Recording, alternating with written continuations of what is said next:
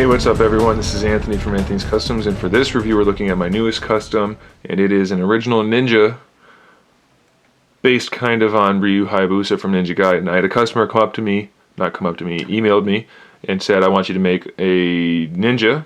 I want him to look kind of like Ryu Hayabusa. I want it to be mostly black with a red scarf, the rest is up to you. So this is what I came up with.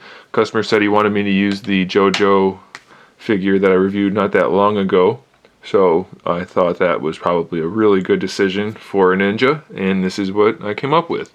He's got a ton of accessories. We'll get to that as soon as I'm done telling you how tall he is. He is 6.5 inches tall, so he'll fit in just fine with Marvel Legends. Of course, he has the more anime-looking proportions, but size-wise, he'll fit in just fine with Legends or DC figures. So, all right, let's look at accessories. First, we have interchangeable heads. JoJo figure came with 2 different heads, so I took one, I sculpted the ninja hood thingy and some metal parts on it, and I repainted it obviously, and then I took the other and I just repainted it.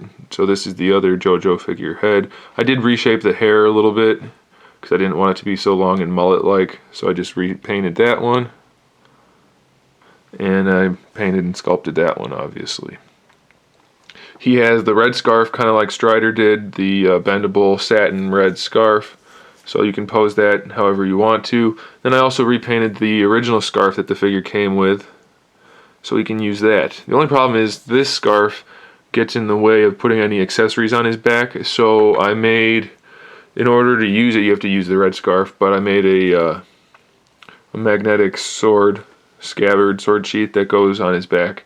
Like I said, you can't use it with the gray one, but you can use it with the red one, which is what the customer wanted anyway, so that's fine. I just figured the gray one was a nice little bonus. So this is a sword actually from a Kill Bill figure, I believe. I resculpted part of the sword scabbard, repainted it, and I added a wrap to the handle. And then, of course, the cool thing about this sword is that it is chrome. So you don't get many action figure swords that actually look like real swords and has little kanji on there. So I think that's pretty cool. I like that it's metallic. It's actually vacuum chrome, so that's pretty cool. And that goes on his back, like I said. I just included the JoJo hammer, obviously. I don't need it. And I thought it was cool to put it with the ninja because I think, no, Ryu Hayabusa doesn't have a hammer. But either way, I thought it would be cool, so I left it in there, obviously. He's got a little mace type of thing. Then another type of mace, so 2 kind of bladed mace thingies. This little hook blade, which was kind of based on the Strider figure I made. He's got kind of a hook blade thingy, so I thought it would be cool to give this guy one. And he's got this type of blade. I don't know what that's supposed to be, but it's from, I think, a Spawn figure, and I rebuilt the handle, so that's cool.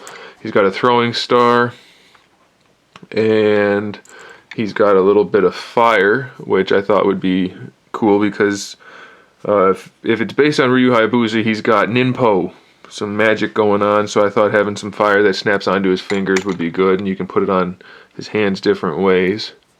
So he's got some fire that I don't know where this came from, but I repainted it to look better, and I used it. So that's translucent, so that's kind of cool.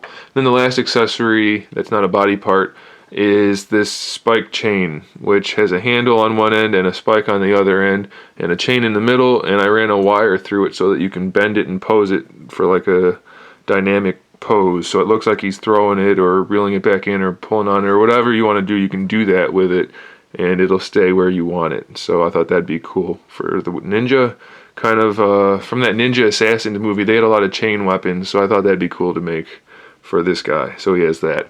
And then lastly, he just has a whole bunch of different hands. I took all the JoJo hands and just repainted them, so he's got a whole bunch of different hands there for holding weapons and fists and things like that. He does come with the base that JoJo came with. Obviously that'll help to pose the figure just fine. Alright, so let's look at the actual figure. Obviously, like I said, I sculpted the head similar to Ryu Hayabusa, but obviously not the same. Sculpted the hood part, and then I sculpted all the metal parts on top. I sculpted some chest armor on him, gave it some scratches. It's got straps that go all the way around and some buckles on there. Sculpted all kinds of little bits of armor on his abdomen. They go around to the back. He has an arm sleeve I added to him up there. Sculpted some forearm armor, added straps on both sides. Redid the belt to give him a new belt buckle. And then I threw the figure like that to see if it would break, and it didn't, so it was fine. I added some armor to the thighs, straps that match all the way around.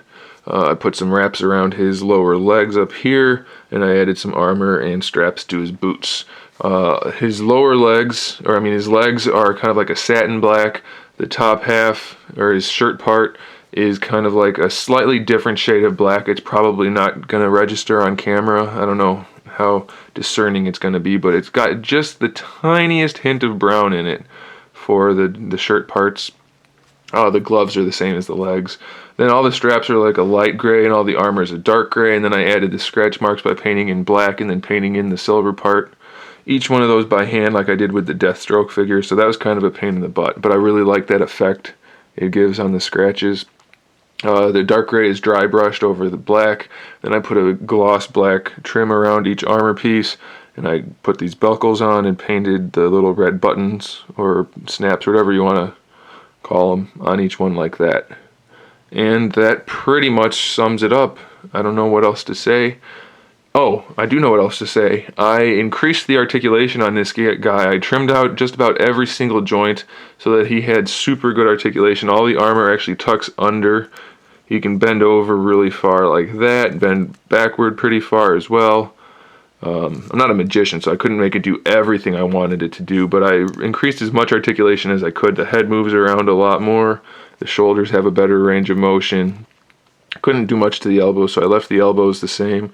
The hips are these wonky kind of hips. Go back and look at the JoJo figure for a more in-depth look at those. But I hollowed those out as much as I could to give them a better range of motion. I made the crotch piece a floating piece like the Play Art Sky figures to increase the hip articulation a little bit. And then I trimmed up the feet so that he had a pretty good ankle rocker going on and just could bend the feet a lot more. So I increased as much articulation as I could. So if you want to see this guy posed in some cool pics or something like that, then check out my Facebook page or my website. I don't think I'm going to have the pictures done in time to put them in this video, so check out, like I said, Facebook or my website or Twitter or anything like that. Alright guys, thanks for watching. Stay tuned for more figure reviews, custom figures, and other good stuff. In the meantime, keep collecting.